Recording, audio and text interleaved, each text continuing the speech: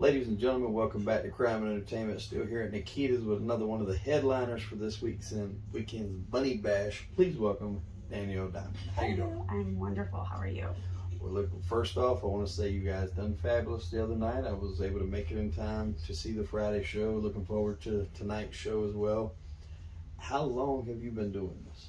I've been doing it for a few years. Actually, I've been in the industry for about a decade, and I've loved it. Really? Okay, so I always like to hear how people got into this and like what steps they took, because everybody has a different path in life that led them, to where they are now. How did you get involved in, this whole industry? Well, a couple different things. I had modeled when I was probably 22, and then somebody had approached me and said, hey, we have this circuit that you can be a feature dancer. And I was like, what does that entail? They're like dressing up and wearing sparkly things, and I'm like, I'm there. There was a lot more entail to it, but that's the part that sold me. Yeah, it's shiny things. Yes, I was like, I can dress up, yay! Yeah, shiny things. Now, to get there, we actually spoke last night, and you was telling me about something that happened to you when you were 14 years old that almost kind of derailed all these plans. What was that?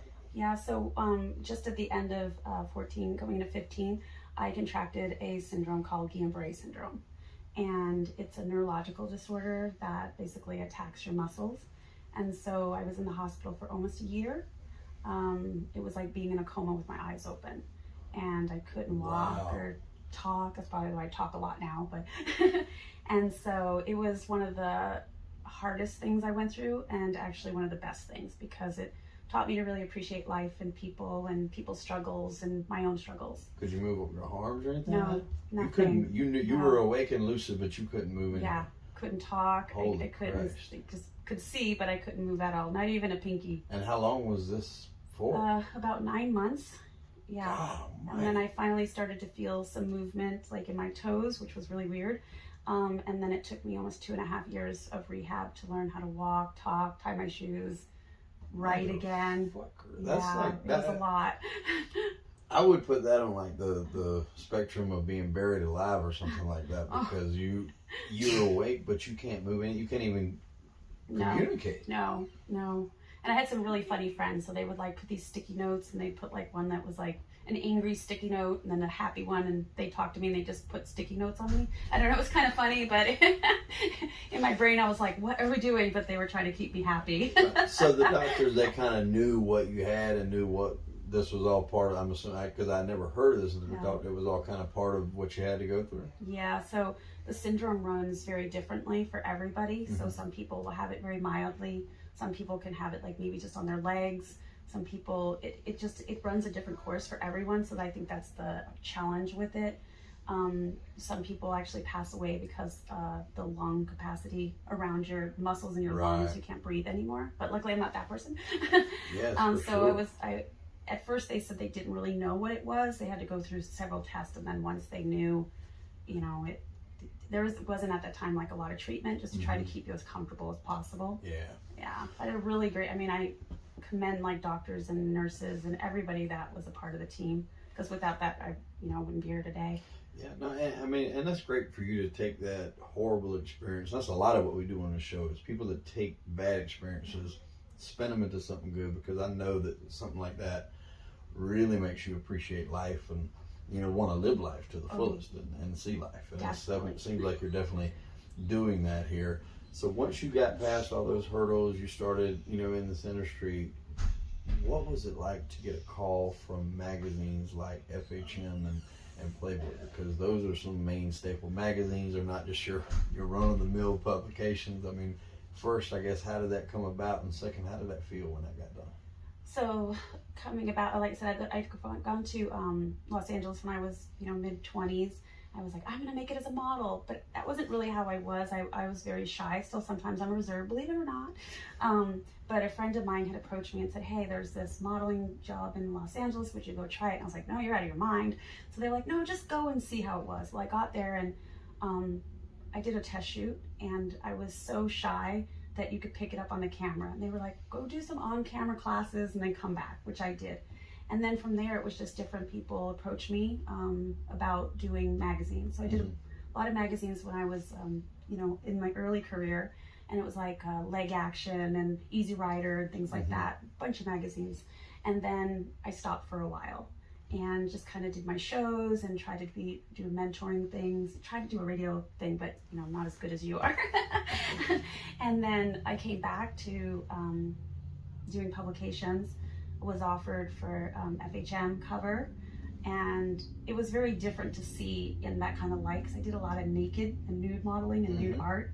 So to be able to be like, wow, we're in this magazine and I can show people, yeah, you know, at a different kind of. You don't have to worry about this. We can leave it on the coffee table. But it was really neat, and I have a few friends that are in the magazines, and it was just very different to kind of see myself in that light. Yeah, you know? I'm sure. Now I forgot who it was I was talking to, but I wasn't aware until I forgot the exact year, but I collected Playboys, but I wasn't aware that they actually hit a bunny on every single cover. Yes. Yeah, and I think that was when I did my Playboy that came out in September. When I saw the bunny, I was like, oh my God, there's a bunny on my picture. Like, I was so excited. I was showing everybody that. I'd blow it, and people were like, what about the picture? I'm like, yeah, but there's a bunny. Look at it. It's a bunny. When somebody told me that, I remember I was like, how did I have not known this all these years?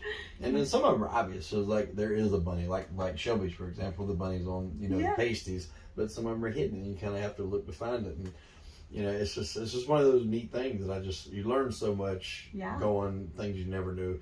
I never knew some of the fetishes that I've heard about today with leg scissoring and making people pass out. I was just like, I don't get it, but I'm assuming people like it. I like that sort of thing. And in this industry, that's what I'm sure you probably picked up on. There is something for everybody. Yes. Everybody has certain things they like, certain things that they're into. And there's always going to be somebody to provide that service. And that kind of brings me to my next point with you is not everybody is as open with their sexuality or as comfortable. People are still shy. They still don't really know how to present it or talk about it. You actually have something to where you help people kind of get a hold of that. What is that? Yeah, so going back to where I was when I was paralyzed, it was like 15 to finally getting to be able to feel as comfortable walking and doing everything by 18. That was kind of puberty. Yeah. So I didn't get to go through a lot of things that most people, I was just trying to get my body back. Right. And so going into it, I was very shy around boys, believe it or not. And I really didn't, it wasn't that I didn't know what to do, but I didn't know that either. I just didn't feel comfortable, like in my own skin or around people, and people would flirt with me and I'd be like, what are they doing? Like, why are they doing this way? But as I started doing magazines and kind of was this like icon or sex appeal person, but I didn't feel like sexy like that. I just like, you know, they teach you how to pose and you're like, oh, look at that. But as I got a little older, I was like, I wanted to learn more about like the sex industry and how it worked and how people like get pleasure. And so I started going to like courses and reading things, and finally came to a point where I was comfortable with my own sexuality. And a friend was like, you should do a workshop. And I was like, well, I don't want to be, she's like, not a workshop where people are doing it, you know, but like just to teach, especially women, like how to be sexy, how to feel comfortable, like even how to like dance sexy for their man or dress up in the bedroom. And so I started running these workshops, and they were very successful. And so now as I'm doing more of the magazines, I want to do like a weekend event and like a week-long thing for people to come and learn about their sensuality and their authentic self as a woman. Can't teach men because I don't know that part, but I, you know. Well, and that's really important because like sex is such a huge part of a relationship and a marriage. And unfortunately, I've seen where either sometimes the man or the woman, you know, when they lose interest quickly, that's how things fall apart. So, you know, for people to sustain long relationships, I think you have to be able to, you know, do things to spice things up a little bit, keep it fresh, because if it gets mundane and boring, then obviously nothing good is going to come of that. And, you know, two people, regardless of how well they know each other, can still come up with new things to do. It's really easy. You just have to be open-minded. And I think for whatever reason, I've said this a bunch today, there's a stigmatism in this industry for whatever reason, when the fact is most everybody loves sex. Right. And yes, they're intrigued by this. And some of my highest rated videos are with people from the adult film industry because everybody wants to know. They might not tell the man across the street, oh man, I watched this video last night, because they're embarrassed. Or, you know, they're insecure, but they all want to know. I mean, how important do you think the things what you're doing is to women, and do you think it does help marriages keep stay fresh? Well, and I think that's a great question. So through my career, I've had a lot of women come up to me like, well, you're really pretty, you know, but you're sensual and you have this way about you, and I'd love to be that way. And then a couple of my friends that I went to high school with, when I first started doing magazines and touring and feature dancing, they weren't that keen on it. But as my life went, they saw my consistency. Now they were like, what do you do? Like, and so that is kind of why I was like, well, what can I do to help people? And sometimes a couple of the workshops I've done, it was like just seeing like the women's eyes kind of light up, being like, oh, well, I can do this. I'm still pretty. I'm not just like, and I'm not saying anything about being a mom or being a stay-at-home, but when you get in that mode, like you go to the office, you come back, it's like you kind of forget to meet the person that you fell in love with. You walk in the door, you guys are about your stuff, you throw the groceries down, but what if you were just present the minute you walked in that door and kind of felt that sexiness? Because it does, like you said, it's like, you need that, or you know, it kind of, life just kind of gets mundane and you're just going through the motions. But spicing up like your sexuality, kind of learning what the other person likes, or role playing, or any of that stuff. Now, a flip side to that question: is it hard to be in relationships? Do you find guys are intimidated if they, you know, find out that you were this person already? Because I think sometimes the guys take pride in having to, or like to be able to teach girls, or kind of say, okay, take the lead, so to speak. Do you find that it was kind of intimidating for guys that, you know, dating throughout their It career? just depends, but I love to learn. So if someone has something they want to bring to the table, I'm like, let's try that. The same thing. It's not like I know or have done everything, you know. So, but I think that sometimes in the public eye, if people have dated me and they're not like that confidence, or they're not used to being that way, they sometimes feel like, oh, the attention's on you, or I'm just a this and you're like this published model. But behind the scenes, I'm just me. Right. You know what I mean? Like, I don't walk around the house being like, see my magazine? Like, you know who I am? No, you know what I mean? It's like I am very into the person I'm with. Well, and that takes a special person too, to be able to deal with that and realize that. And, you know, I've seen relationships where that's flourished, of people that are in that industry. Sometimes they get in it together. There's been stories of that. So, you know, it's all, I think, about two people and making it work. But I mean, I think that's very cool that you're doing that type of thing to help it out, because us women, like you said, it's real easy to fall into that trap of life, I call it. And, you know, not demeaning people that have by all families and responsibilities. Don't get me wrong. It's, even if you don't do it like once a week, set aside like a Saturday for go on a date night. Date night. Even if you can't do a date night, put the kids to bed, lock them in their rooms, put a chair outside the door, and you go in your bedroom. Thing, lock yourself in the bedroom. Yeah, that's cheap too. Exactly. You ain't got to pay for no meals. So, no, that's good, and I think it helps out. So, I mean, I think that's awesome. Now, obviously, we've talked some today with other performers and models about social media. Great platform for you guys to be able to advertise. Where can our listeners go to follow you on social media? So I'm on Instagram. It's model Danielle Diamond. I'm learning Instagram. You know, it's still one of those things, but I think it's still a great outlet. And then Danielle Diamond on Facebook. Okay. I'm learning TikTok, but you know, you guys can get to all that from the link tree. Link tree on Instagram. I'm trying to learn TikTok as well. So I've had to go to my son to get some pointers on TikTok, because I'm just not up to snuff, and I'll be hitting the wrong button or doing something and changing everything around. So. And I did just start an OnlyFans, Playboy style. So it's really just sexy pictures of me, sensual, maybe some topless, implied nudes. So I've had a lot of fans be like, we want to see more of you again. So I'm doing a different style, so it's really Playboy style. Okay. Well, that's very cool. Now, where do you see, and I've asked, this is a question too I like to give, because I don't like to go too far into the future, because, you know, in 2019, I would have never thought I'd be doing this. I've never done podcasts. I didn't even listen to podcasts. Really? Now here it is, 2022. I'm deep in the heart of a lot of stuff and talking to a lot of different people from a lot of different industries. I'm looking good doing it, by the way. I really like this shirt. Thank you. I appreciate it. Where do you see yourself 2 years from now? 2 years from now. Well, so the Playboy calendar, the Playmate calendar came out, or coming out for 2023, and I'll be on the cover of Playboy in May. So that's exciting, in between like the FHM and whatever other magazines I can get into, but also developing more of a consistency with the workshops, traveling to different towns. So if people have a town that they're like, hey, come see me in, you know, whatever, Dallas, and get a couple friends together, I'll come host it at somebody's house, you know. But I really want to develop at least a 3 and 4 day retreat, if you want to call it that, but kind of like a learning experience. And also do some destination stuff where it's fun for people. So that's your Playboy's coming in 2023. Yes. Wow.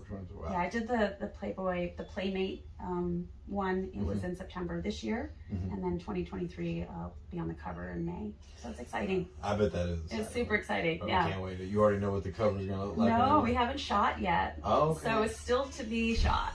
Wow. So it's exciting. Now, and this is a question I haven't asked anybody else, and it's kind of curious because we brought that up. Do you choose what you want to wear? Sometimes. So like FHM has a different theme than Playboy. Right. And just depending on what the set is, and you know, a lot of times you just bring a trunk full of clothes and you kind of look and see what you feel like. Or sometimes a photographer will be like, I have this idea. For like when I did the Playmate, we went to Puerto Rico and shot on the beach. So we already kind of had what we wanted to do for that one. But this one hasn't been developed yet. So we're still in the works of what creative part, and I still need to find a photographer. All right. Well, there you go. Hit her up on Instagram. There you go. And I'm assuming you said your Instagram has all your link trees for all your stuff, so where they can find you. Yeah. So there you go, folks. Go ahead and hit her up on Instagram. Follow her around her tours. If maybe you're lucky and you're coming to a city where you'll be at, and you get a chance to see her in person. I'm telling you, I seen it last night. Friday, I'm going to be sticking around again tonight. You guys are awesome. This is a hell of a show that you put on. I've never seen anything like it, and you can tell that you guys take pride in your work. You practice, and it definitely comes through on the stage, and we wish you nothing but the best going forward. Thank you so much. Yeah, it's been great, and we got a really great group of girls here with the Bunny Bash. It's been my first one, and I'm just loving it. You do, and everybody's very supportive of each other. I've noticed that. So sometimes, you know, you have some cattiness or, you know, some haters in the groups, but everybody's like so supportive of everybody. So that's cool that you guys have this little close-knit group, and you help build each other up and help, you know, tweak this or that, and it's really cool. And I want to open up this side to the industry. I think a lot of people don't know about it, and a lot of people don't see, because it does have that stigmatism, and I think this kind of side of it needs to be shown. Oh yeah. It's been stigmatized for far too long. Yeah, and some of the shows, like with the girls, you know, they sometimes, especially for an event, they might train or practice for sometimes over a year, especially like competitions when they come out, and they, you know, the props, the costumes, like everything that goes into things before people step foot on stage is a lot. Yeah. You know, it's not like just you grab a costume and there's like you just go on stage. I mean, it takes a lot, the music to what you're going to wear, and then like I said, then you're around other girls in the industry, so that becomes a lot other pressure too. You know. And then reading a crowd, like I think that's big too. You have to be able to read the crowd, because you might have something in your mind that you want to do, and that you have how it's going to go, but the crowd may be feeling something different. Right. And so if they're feeling it, then obviously you're going to you'll be able to tell. Yeah, you play off of it. Yeah. You can play off of it. Yeah. So. Well, I look forward to sticking around tonight and seeing you guys perform again. And like I said, we wish you nothing but the best going forward. And I'm super excited you can join us on the show. Thank you so much, and thanks for having me. I love this. Absolutely. Ladies and gentlemen, I am Hollywood Wade. That is Danielle Diamond. And unfortunately, we're out of time. Check us out next week for an all-new episode of Crime and Entertainment. Love it. Yay.